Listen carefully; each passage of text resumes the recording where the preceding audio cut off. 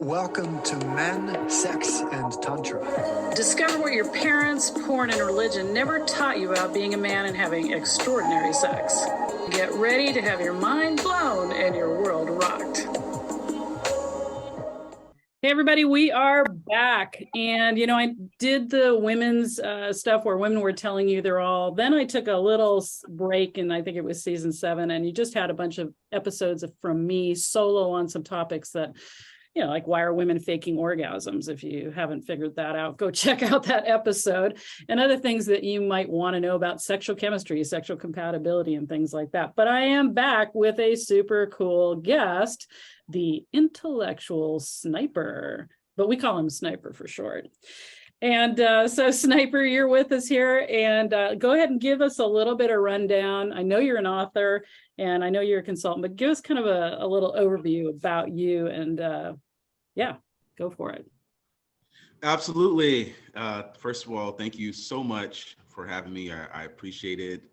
Yes, I go by the moniker Intellectual Sniper. I am a best-selling author, currently 3 books in rotation, and I do have an unreleased book coming out next year, finally, called The Power of Self. Nice. I am a consultant. I do help both men and women on various topics regarding relationships. And of course, probably the number one topic I always talk about is confidence among men as well. I've been an author for 7 years.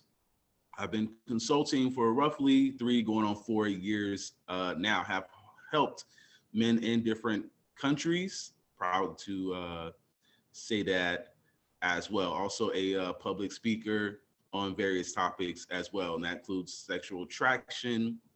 That includes, how to communicate. Also how to just find your best self, become the best you in whatever form you might see that in. Absolutely. And I found you, we found each other on Facebook. So that's where I've started following some of the interesting things that you were saying there. And can you tell us your book titles if people want to go check them out? Yeah, absolutely. Absolutely. My first book, it's called Supernatural Confidence. Actually, that was more about me, actually. Okay. A little bit about my life story, and I tell various stories about how I found my ultimate confidence or supernatural confidence. My second book actually is for men. It's called When Men Were Men. And that book goes into various topics for men and the modern world that I think speaks to, certain issues that men are going through and that they want some type of advice on. And my third book currently now is for women. It's called The Day She Learned Chess, kind of the opposite of When Men Were Men, answering certain questions and things that you can't say too loud. Oh, that sounds intriguing. I get into all the taboo topics. That's kind of, my mainstay, or why I believe people are attracted to me, is because I'm willing to say things that, most people are not willing to say. And like I said, my next year's book is called The Power of Self. Nice. So you say things like yogurt enemas.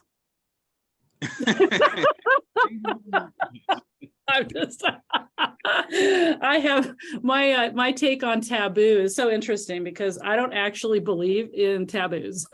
Like I believe as long as everybody's consenting, and you're not doing animals that aren't interested in you, then there's actually no taboo. And it's also yeah, that makes me also think of how when people will say, "Oh, I have a dirty mind," I'm thinking that's such sexual immaturity right there. Right.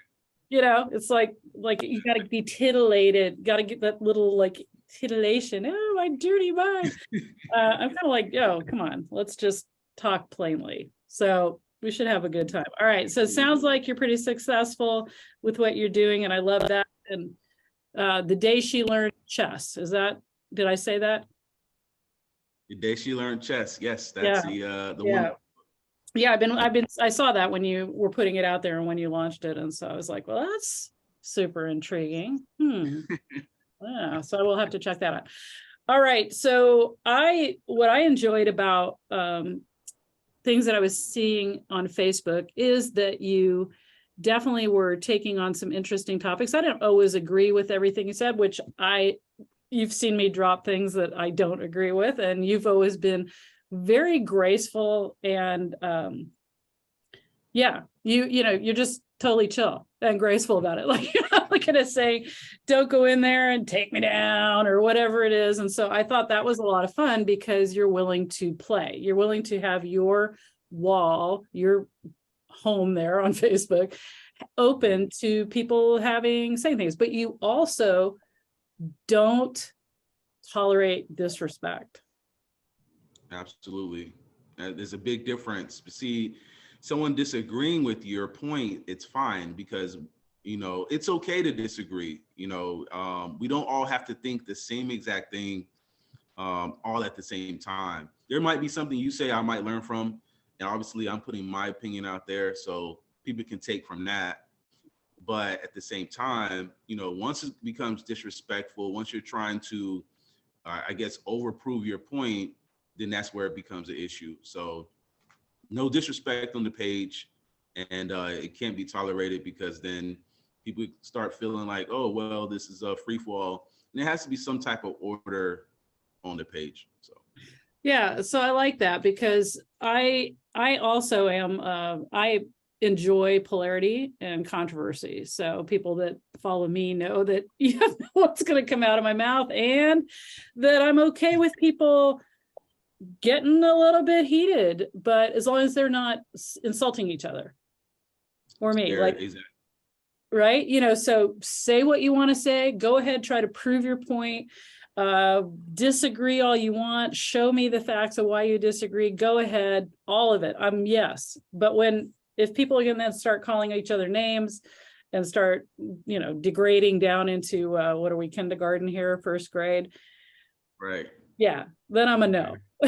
So no, yeah, they gotta turn the circus off, because it's supposed to be a fun page. I mean, I try to make it fun. I try to talk about interesting things. Now, some things I do talk about very serious, I will say that, but at the same time, try to bring the fun within serious and make it a place where people can just do their thing. And like I said, people have disagreed with me. People have written very well thought out comments, and I take that in consideration.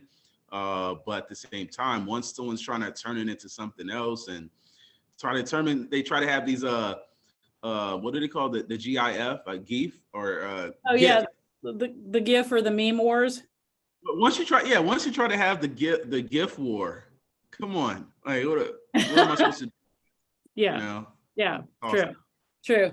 So I really enjoy that, keeping open, because that's the same reason that I let things, it's okay for people to have varying opinions, because I love nothing more than changing my mind. One of my values is, can I change my mind? So, show me something that makes me go, and go and do some research on it and see if, see if I'm being closed, right? Or I'm not expanding enough to see something different. I even, when the flat worlders came out, and it resurrected flat it. Earthers? Yeah, flat earthers. Thank you. Yeah, when that came out, I was like, haven't we been through this? And then I'm like, well, okay. And I actually got together with a bunch of physicists and, PhD friends of mine. And I'm like, okay, let's do some science here. I mean, I've spent a lot of time in airplanes. I've lived all over the world, so I could say that, have I hit the edges and stuff? I don't know. But I actually spent, about a month with some friends looking into what we thought about it, actually, instead of just dismissing it offhand, because I do know there's a lot of things in the world that we think we know because we're programmed from birth to believe. Exactly. And the only way to get through all that programming is to break through and check other things out, try to be open. And that's why I'm so open about the page, because and this is why I help men out, or men and women, but we're focusing towards men, is because we all have been programmed in some form, in some way, like you said, from birth. So there are certain things that adults that you grew up with told you, and you said, well, that's it. That's the answer. That's the only way I can see life. And anyone who tells me different, they're wrong, right? Yeah. The problem with that is you start having a hard adulthood because you're like, oh, I got my blinders on. That's the way people taught me. You know, Sister Johnson from church, she said, this is the way when I was 7 years old. So I don't want to hear any other opinion. So that's why, you know, you have to be open. You have to expand your mind. You have, even if someone has a different religion than you or whatever, you still have to have the maturity to take in new information, because it could help you in the long run. Yeah, and I think that if we tag that into relationships, sex, dating, all of that, you know, we are talking about the main reason people struggle in those things is because they either saw their parents do something, or let's take a mom who is afraid of men, right? Then raises the daughter to be suspicious of all men, or the son sees the dad struggling. The dad's like, you know, all women are bitches and, you know, they're out to just steal your money. And so now the guy's copped an attitude, and that's how he goes into the world. And my gosh, and then the incels, you know about the incels, right? I know about them very well. I interviewed an 18-year-old incel once, yeah, because I wanted to understand his opinion. I wanted to understand where he was coming from. Like, how can you at 18 believe that no one will ever want you again? Like, what? Like, isn't high school crap for most people? Like, I mean, exactly. Wow, great point. And just to real quick, in my second book for men, When Men Were Men, I actually talk about what happens with a lot of guys. I call it the second childhood, where men will be grown adults living their lives, and because of their, you know, newfound success and whatever field they're in, now they play as if they get a second childhood, and they act like they can redo their childhood again. So they were picked on in high school, then they pretend their adulthood is a way to, you know, say, oh, I'm gonna be like this. It's like, no, whatever happened in high school, it happened. Let it go. Whatever, you know, now you get to graduate and live your life as an adult. So let whatever happened 20 years ago, let it die there. yeah, wouldn't that be great? Although men are not as emotionally resilient, and you might disagree with me on this, men are not as emotionally resilient as women. And these high school and junior high traumas, I see them follow men, like you're saying, throughout their lifetime. Like Right. that woman rejected him as he fumbled attempts like we all do in making out or whatever. And now all of a sudden she laughs at him, and he now has lost all confidence for eternity on making that move. Or the first love. I know men's first loves, especially young love in junior high and high school and stuff. And I don't qualify that that's puppy love or cry. It's love. I mean, it's the same emotion. It's not, in fact, it's more intense. Our first experiences are more intense because we're not jaded. Right. we're not bitter. Right. But those things I see in men, even, you know, in men 40 and 50, still carrying, right, some of that pain, resentment, anger, frustration.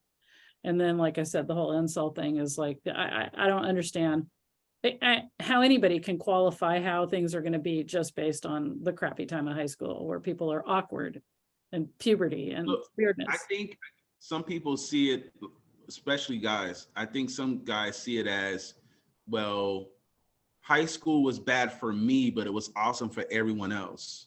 Yeah. So they don't come to the realization until way later that no, it was sucky for all of us. Well, and then you say, well, yeah, but what about the guy that got all the girls and stuff? Well, here's what happened to him. Here's the guy, he got all the girls, right? He thought he was like the top cream of the crop.